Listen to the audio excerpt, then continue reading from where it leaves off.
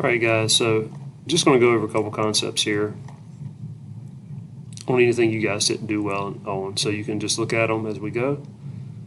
Any that you really struggled on, I'll knock out. This chart was a little bit difficult to read. Okay, this is one of the two that we threw out, I believe.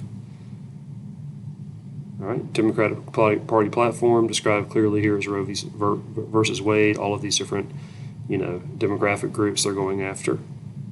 1819 here. Retrospective voting, remember, is looking backwards, and so the key indication right here is the past 6 years. Rational choice isn't a terrible decision, but it's more retrospective. 26th Amendment, 18-year-olds. Federal mandate is something that the federal government passes that you have to do. It's mandated. An unfunded mandate is one they don't fund.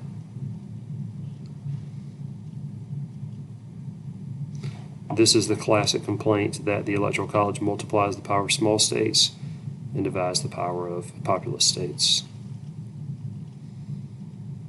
Reading a graph.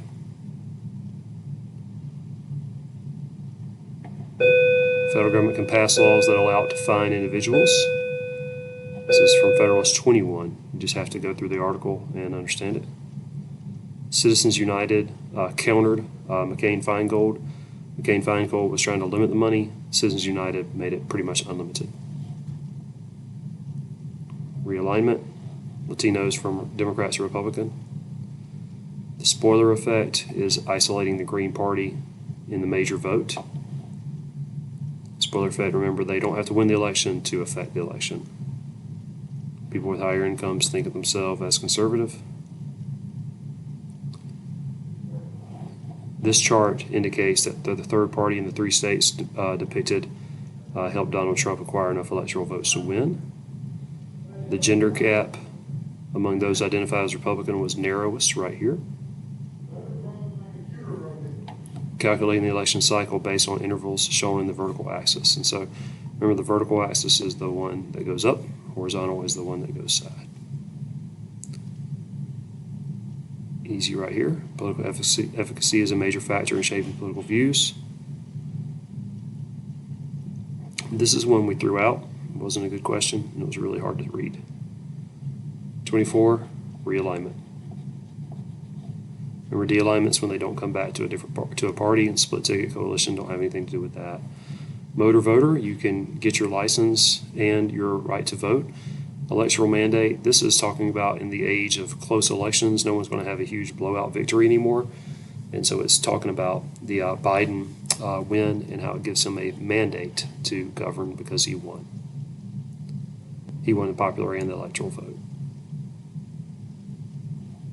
Not true. Know the intent and the effect of Citizens United.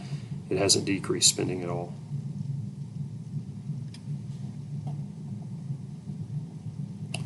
George W. Bush lost his re-election in 1992 is the only clear conclusion there. The Electoral College is an undemocratic tool is something you could say here because Perot is talking about how he can't stack votes across states because of the winner-take-all nature of each state. Easy. Separation of powers. Montesquieu, classic. The power to regulate the internet is, of course, an implied power. Anything that didn't exist when they created the Constitution is an implied power, of course, because they couldn't have endorsed it if they didn't know it was going to exist. Judicial review, because they're looking over the actions of a president. Motor voter, again. Block grants are more attractive to states because it gives them more flexibility in state funding. Judicial review, Fed 51, remember, was for the separation of powers. Fed 10 is against factions. You guys should remember these things. 20 seconds. That did not increase the electorate.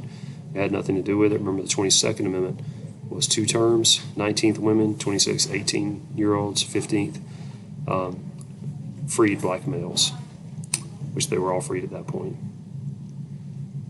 Brutus 1 would support federal judges expanding institutional powers. Federal judges would interpret the Constitution. This is one of their arguments, that they would basically back up the federal government, make the federal government stronger every chance they got. These last two were easy. You got 39. The women-only electorate would give Democrats a huge House majority. You could draw that conclusion because of the gender gap. And then, which of the following pieces of information would most decrease reliability? Information and respondents were a non-random sample. So if they went to a Trump rally or a Biden rally and did these questions, that's non-random. That's self-selecting into a specialized group. Okay. So hopefully that was helpful for you, and you guys can send me any questions in the chat.